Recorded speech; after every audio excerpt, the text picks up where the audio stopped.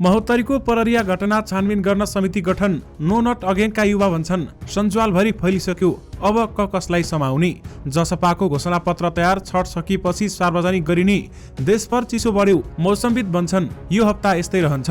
केपी ओलीलाई विश्वप्रकाश शर्माको आग्रह, 5 वर्ष संसद विघटन नगर्ने घोषणा मात्रै लेखौं। सद्य नाममा दल र उम्मेद्वार विरुद्ध दुष्प्रचार गर्न पाइन्न भन्दै निर्वाचन आयोगको भनाई। एमालेको इज्जतका लागि भए पनि राजेन्द्र लिङ्गदेनलाई जिताउनु पर्छ भन्दै नेकपा एमालेका अध्यक्ष केपी शर्मा ओलीले भने। गगन थापालाई निर्वाचन आयोगले सोध्यो दोस्रो पटक स्पष्टीकरण। विवाद छिट्टै समाधान गर्ने सत्ता गठबन्धनका शीर्ष नेताहरूको प्रतिबद्धता। हरिवंशको महापुरुष नेपाल, अस्ट्रेलिया र अमेरिकामा एकैसाथ रिलिज। पल शाहले कारागारभित्रै लगाए बहिनी। रोशनीबाट भाइटिका।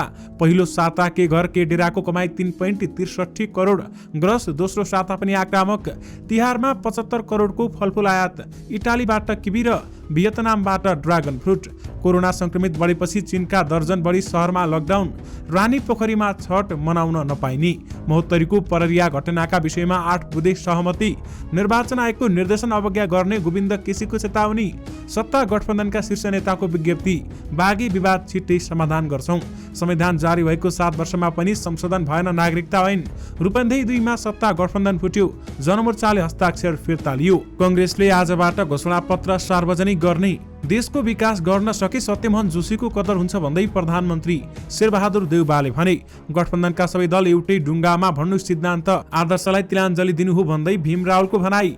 फेक फेसबुक ग्रुपमाथि निर्वाचन आयोगको नजर। 1 रुपियाँ भ्रष्टाचार गरेको प्रमाणित भए राजनीति छाड्छु भन्दै वनसरी घरतीले भनिन्। दुःख लाग्छ आफ्नै साथीको रेस्टुरेन्ट भत्काइयो भन्दै काठमाडौँका मेयर बालेन शाहले भने। दर्शक महानुभावहरू नमस्कार। स्मार्ट खबरको न्युज बुलेटिनमा यहाँहरूलाई हार्दिक स्वागत छ। म आर्यन न्यौपाने। आज मिति विक्रम सम्मत 2079 साल कार्तिक 12 गते शनिबार, इस्वी सम्मत 2022 अक्टोबर 29 तारिक। सदाको चाहिँ आज पनि हामी उपस्थित भइसकेका छौं आजका मुख्य समाचारहरू लिएर। हामीलाई अन्तिमसम्म हेर्नुहोला अनि हाम्रो मेहनतका लागि यो भिडियोमा एउटा लाइक अवश्य गर्नुहोला। दर्शक महानुभावहरू, पलपलको न्युज अपडेटका लागि हाम्रो च्यानललाई सब्स्क्राइब गरी नजिकै आउने बेल आइकनलाई क्लिक गरी अलमा क्लिक गर्नुहोला। कहाँबाट हेर्दै हुनुहुन्छ अनि के कस्तो लाग्दैछ आफ्ना कुराहरू तलको कमेन्ट बक्समा कमेन्ट गरिदिनु होला। दर्शक महानुभावहरू, देशभित्रबाट हेर्नु भएको छ भने आफ्नो गाउँ ठाउँ सहर अनि जिल्लाको नाम लेखिदिनु होला। विदेशबाट हामीलाई हेर्नु भएको छ भने कुन देशबाट हेर्नु भएको छ त्यो कुरा पनि तलको कमेन्ट बक्समा कमेन्ट गरिदिनु होला। दर्शक महानुभावहरू, आजदेखि दैनिकी तपाईहरु माझ बिहान 5 बजे र साँझ 5 बजे करिब समाचारहरू लिएर आउनेछौँ र साँझ भने 4 देखि 5 बजेको बीचमा दैनिक समाचार आउनेछ। बिहान भने 5 बजे आउनेछ। आउनुहोस् दर्शक महानुभावहरू, आजका मुख्य समाचार सुरु गरौं। नो नट अगेनका युवा भन्छन् सञ्जालभरि फैलिसक्यो, अब कसलाई समाउने भन्ने प्रसङ्गबाट। दर्शक महानुभावहरू, ट्विटरको ट्रेन्डिङमा आएको छ नो नट अगेन। 3 महिना पहिले मात्र फेसबुक र ट्विटरमा सुरु भएको नो नट अगेन ग्रुप र पेज बन्द गर्न निर्वाचन आयोगले निर्देशन दिएपछि सामाजिक सञ्जाल नो नट अगेनमय भएको छ। आफ्नो अभियानले चर्चा नपाएपछि बीचमा करिब सुस्ताएको अभियानलाई चर्चाको चुलीमा ल्याउन भने निर्वाचन आयोग स्वयंले सघाएको छ। खासमा आयोगले चाहेको थियो प्रतिबन्ध लगाउन। 8 कार्तिकमा निर्वाचन आयोगले नो नट अगेनमाथि विद्युतीय कारोबार ऐन, निर्वाचन कसुर तथा सजाय ऐन र निर्वाचन आचार संहिताको लौरो चलाउने चेतावनी दिएको थियो। नतिजा भयो उल्टो। आयोगको चेतावनीपछि जवाफमा सामाजिक सञ्जालमा प्रयोगकर्ताहरूले नो नट अगेनलाई ट्रेन्डिङमा पुर्याए। आयोगको चेतावनी आउनु पहिले नै नो नट अगेनले प्रहरीको साइबर ब्युरोबाट चेतावनी पाइसकेको थियो। आफ्नो मानमर्दन गरेको भन्दै ऊर्जा मन्त्री पम्फा भुसालले नो नट अगेन विरुद्ध साइबर ब्युरोमा उजुरी दिएकी थिइन्। यानि कि पहिला जो व्यक्ति थिए त्यही व्यक्तिलाई फेरि पदमा पुर्याउनु हुँदैन भन्नुको मतलब नो नट अगेनलाई मानिएको छ। अहिले नो नट अगेन एकदमै धेरै ट्रेन्डिङमा रहेको छ। दर्शक महानुभावहरू, यो विषयमा तपाईहरूले विभिन्न सामाजिक सञ्जालहरूमा अभिव्यक्ति दिइरहेका अथवा विभिन्न समाचारहरू पनि हेरिरहनु भएको छ होला। यसबारेमा तपाईहरूको धारणा के छ हामीलाई यो भिडियोको कमेन्ट बक्स मार्फत बताउन भने नबिर्सनुहोला। पश्चिमी वायुको प्रभावका कारण देशभर चिसो बढेको छ। मौसम पूर्वानुमान महाशाखाका अनुसार वरिष्ठ मौसमविद वरुण पौडेल गत हप्तादेखि देशभर तापक्रम घट्दै आइरहेको बताउँछन्। पश्चिमबाट हावा चलेको र कहिलेकाहीँ उत्तर पश्चिम भेगबाट हिमालतिर पनि हावा आउने हुँदा चिसो बढेको वरिष्ठ मौसमविद पौडेलले जानकारी दिनुभएको छ। तुलनात्मक रूपमा यो हप्ता यतिकै चिसोको अवस्था रहने र तापक्रम निरन्तर नघट्ने बताएका छन्। यो गर्मी सकिएको र जाडो आउन लागेको अवस्था हो। अहिले नै जाडो पुरै भइसक्यो भन्ने अवस्था त छैन। यद्यपि गत हप्तादेखि नै देशभरिको तापक्रम घट्दै गएको छ। उनले भने आज जुम्ला, जोमसुम, जिरी लगायतको क्षेत्रमा 10 डिग्रीको हाराहारीमा छ। रातिको शून्य तापक्रम जुन जाडो बढाउने तापक्रम हो। काठमाडौँमा पनि 11 डिग्रीको हाराहारीमा तापक्रम पुगेको छ भने त्यसैले तापक्रम घटेर चिसो महसुस भएको हो। यानि कि देशभर चिसो बढेको छ भने मौसमविदले भनेअनुसार यो हप्ता पनि यस्तै रहन्छ भन्दै बताइएको छ। निर्वाचन आयोगले राजनीतिक दल तथा उम्मेद्वार विरुद्ध सामाजिक सञ्जालबाट संगठित रूपमा मिथ्या सूचना र दुष्प्रचार गर्न नपाइने बताएको छ। आयोगले शुक्रबार एक सूचना जारी गरी छद्य नामबाट सामाजिक सञ्जालमा भइरहेको गतिविधिको नियमन भइरहेको समेत बताएको छ। आयोगले सर्वसाधारण मतदाताले आफ्ना सामाजिक सञ्जालबाट दल र उम्मेद्वारका पक्ष र विपक्षमा अभिव्यक्ति दिन पाउने तर संगठित रूपमा दुष्प्रचार गर्न नपाइने बताएको हो। आयोगले पहिचान नखुलेका निहित राजनीतिक उद्देश्यबाट प्रेरित भई निर्वाचनलाई नकारात्मक प्रभाव पार्ने उद्देश्यबाट सञ्चालित पेज र ग्रुपहरू कसले सञ्चालन हुने गरेको समेत बताएका छन्। नेकपा एमालेका अध्यक्ष केपी शर्मा ओलीले पार्टीको इज्जतका लागि पनि झापा 3 मा राजेन्द्र लिङदेनलाई जिताउनु पर्ने बताएका छन्। झापा 3 मा आयोजित कार्यक्रममा उनले राप्रपाका अध्यक्ष राजेन्द्र लिङदेनका लागि भोट मागेका हुन् भने एमालेको इज्जतका लागि भए पनि राजेन्द्र लिङदेनलाई जिताउनु पर्छ भन्दै उनले भने हलोलाई पनि भोट हाल्नुपर्छ नभई देशद्रोही आउँछन्, देशद्रोहीलाई रोक्न पनि हलोमा भोट हाल्नुपर्छ, मुख्य कुरा गठबन्धन हराउने हो ओलीले भने। उनले एमालेको समर्थन गरेका सबै उम्मेद्वारहरूले पनि यसपटक जित्ने ओलीले दाबी गरेका छन्। एमाले अध्यक्ष केपी ओलीले आगामी निर्वाचनबाट राष्ट्रिय प्रजातन्त्र पार्टी राष्ट्रिय पार्टी बन्ने बताए राप्रपा राष्ट्रिय पार्टीको रूपमा आउँछ भन्दै उहाँले बताउनु भएको छ। निर्वाचन आयोगले नेपाली कांग्रेस काठमाडौँ 4 का उम्मेद्वार गगन थापालाई दोस्रो पटक स्पष्टीकरण सोधेको छ। आयोगले पहिलो पटक सोधेको स्पष्टीकरणका बारेमा थापाले सार्वजनिक कार्यक्रम मार्फत दिएको जवाफलाई लिएर पुनः स्पष्टीकरण माग गरिएको आयोग अधिकारीले बताउनु भएको छ। गत हप्ता निशुल्क डेङ्गी परीक्षण तथा परामर्श सेवा लिएर तपाईहरूको टोलमा आउँदैछौँ भनी सामाजिक सञ्जालमा सूचना राखेको विषयमा थापालाई आयोगले स्पष्टीकरण सोधेको थियो, तर थापाले सो विषयलाई लिएर एक सार्वजनिक कार्यक्रम मार्फत यस्तो गल्ती बारम्बार गर्छु भनी अभिव्यक्ति दिएको भन्दै आयोगले पुनः स्पष्टीकरण सोधेको हो। आयोग स्रोतले भन्यो उहाँलाई स्पष्टीकरण सोध्ने निर्णय भइसकेको छ, तत्काल पत्र तयार गरेर पठाउने तयारी गरिएको छ भन्दै बताइएको हो। अभिनेता पल शाहलाई तनहुँ कारागारभित्रै बहिनी रोशनीले भाइटिका लगाइदिएकी छन्। बिहीबार रोशनी फुलमाला, मिठाई, भाइ मसला लगायत टिकाका सामग्री लिएर रोशनी दाजु पललाई टिका लगाउन कारागारमा पुगेकी थिइन्। तनहुँ कारागार प्रमुख नारायण अधिकारीले हामीलाई दिएको जानकारी अनुसार पल सहित 80 जना बन्दीले भाइटिका लगाएका थिए। हामीले उहाँ लगायत तनहुँ कारागारका बन्दीहरूलाई आफन्तजनबाट टिका लगाउन पाउने व्यवस्था मिलाएका थियौं। त्यही अन्तर्गत उहाँले पनि सोही सुविधा प्राप्त गर्नु भएको भन्दै अधिकारीले भने। पल निकट संगीतकर्मी योगेश काजी र सहयोगी जुरी ठाकुरले रोशनीले कारागारमै पुगेर पललाई भाइटिका लगाइदिएको बताए। यसपटकको भाइटिकामा पनि रोशनी र पल बेस दाजु बहिनीको भावुक दृश्य देखिएको भन्ने सुने भन्दै योगेशले भनेका छन्। यसपटकको दशैंमा पनि रोशनीले पलको दशैं टिकाको टिकटक भिडियो समेत शेयर गरेकी थिइन्। लगातार तेस्रो दिन पनि 1000 भन्दा बढी कोभिड संक्रमित भएपछि चीनका दर्जनौं बढी शहरमा लकडाउन गरिएको छ। कोरोना भाइरसको उत्पत्ति भएको वुहान शहरमा पनि लकडाउन गरिएको छ भने त्यहाँका 8 लाख मानिसलाई आउँदो आइतबारसम्ममा घर बाहिर ननिस्कन समेत निर्देशन दिएको छ। त्यहाँ पछिल्लो हप्तामा दैनिक 20-25 जनामा कोरोना संक्रमण पुष्टि हुने गरेको छ। आइफोन उत्पादन गर्ने सबैभन्दा ठूलो कारखाना रहेको झेङझाउ शहरका साथै चीनको चौथो ठूलो आर्थिक केन्द्र ग्वाङझाउ पनि प्रभावित भएको छ। चिकित्सा शिक्षा सुधारको अभियानमा लागेका डाक्टर गोविन्द केसीले नो नट अगेन अभियान विरुद्ध निर्वाचन आयोगले जारी गरेको निर्देशनको अवज्ञा गर्ने चेतावनी दिएका छन्।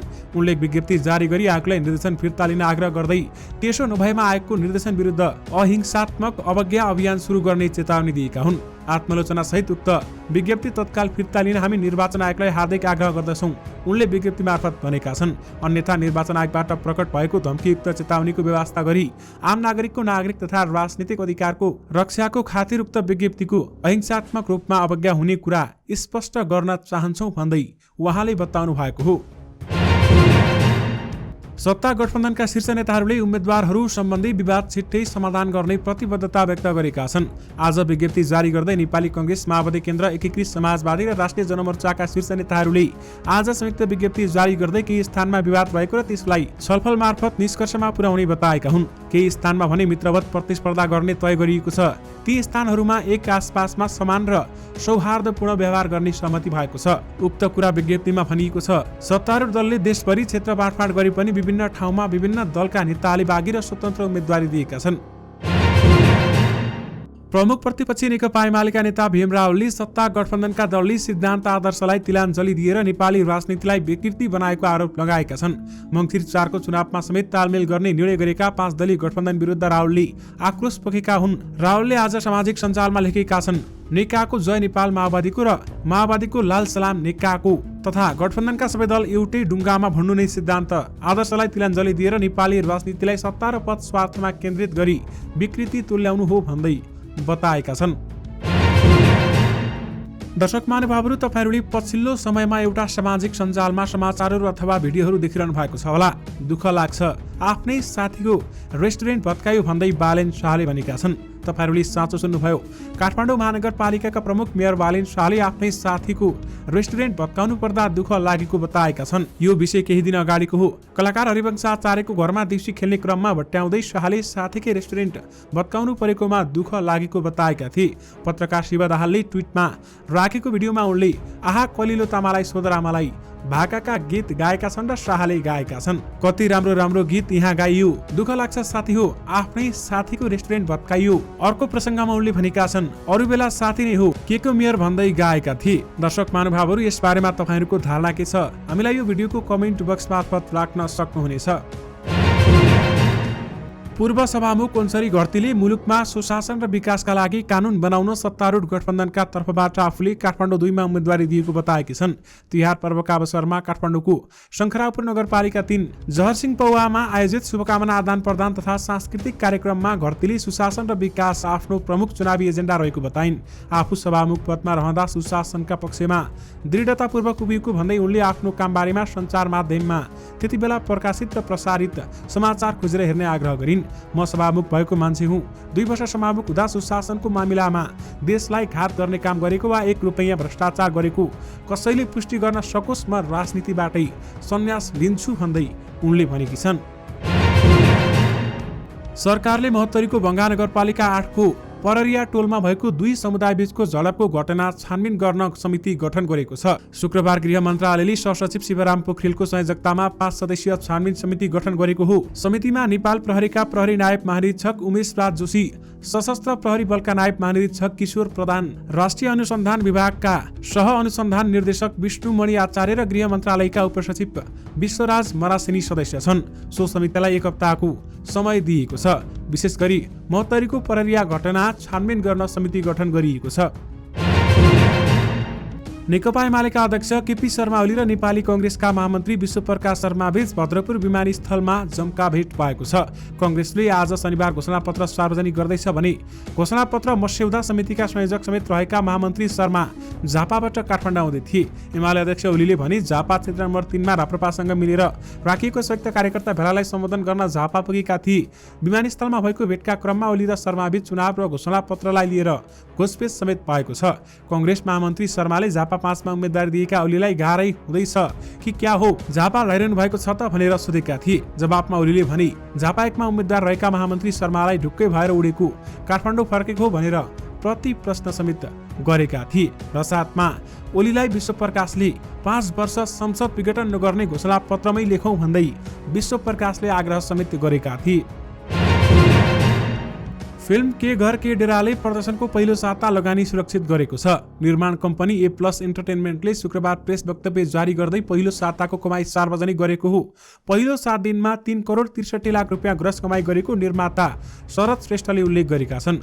दिपेन्द्र के खनाल निर्देशित फिल्म कार्तिक 4 गते रिलिज भए पनि तिहार बिदाको मौकामा फिल्मले बक्स अफिसमा आक्रामक व्यापार गरेको थियो। हिजो शुक्रबारदेखि दयाङ राई र विपिन कार्के स्टारर फिल्म दोस्रो सातामा प्रवेश गरेको थियो भने यससँगै यस वर्ष दयाङको ह्याट्रिक पूरा भएको छ। कबड्डी 4 र 2 नम्बरी पछि के घर के डेरा लगानी उठाउन सफल तेस्रो फिल्म हो भने दोस्रो सातादेखि फिल्मले मुनाफाको दौड सुरु गर्नेछ भन्दै बताइएको छ। यानि कि आजदेखि मुनाफाको सुरुवात भएको छ।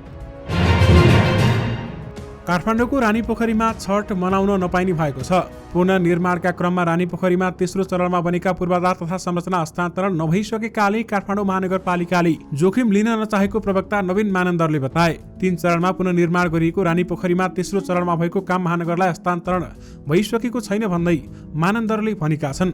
उनका अनुसार पोखरीको बीचमा रहेको बालगोपालेश्वर मन्दिर महानगरलाई हस्तान्तरण भइसके पनि पोखरीको किनारमा बनाएका शालिग सहितको पार्क र बगैँचा महानगरमा हस्तान्तरण भइसकेको छैन भन्दै बताइएको छ। यद्यपि रानीपोखरीमा छठ मनाउन नपाइने भएको छ। महोत्तरीको भङ्गा नगरपालिका 8 पररियामा बिहीबार भएको झडपमा संलग्न समुदाय र स्थानीय प्रहरी प्रशासन बीच 8 बुँदे सहमति भएको छ। पररियामा हिन्दू बाहिनी सेना सम्राटबाट छठ पर्वको अवसरमा निकालिएको कलश तथा झण्डा यात्राको क्रममा दुई पक्षबीच झडप भएको थियो। झडपमा 15 जना भन्दा धेरै घाइते भएपछि बिहीबार 4 बजेदेखि स्थानीय प्रशासनले कर्फ्यू आदेश जारी समेत गरेको थियो। शुक्रबार बिहान जिल्ला प्रशासन कार्यालयमा भएको छलफलपछि 8 बुँदे सहमति भएको महोत्तरीका प्रमुख जिल्ला अधिकारी दीपक कुमार पहाडीले जानकारी दिनुभएको छ। नेपाली कांग्रेसले आज मात्रै घोषणापत्र सार्वजनिक गर्ने भएको छ।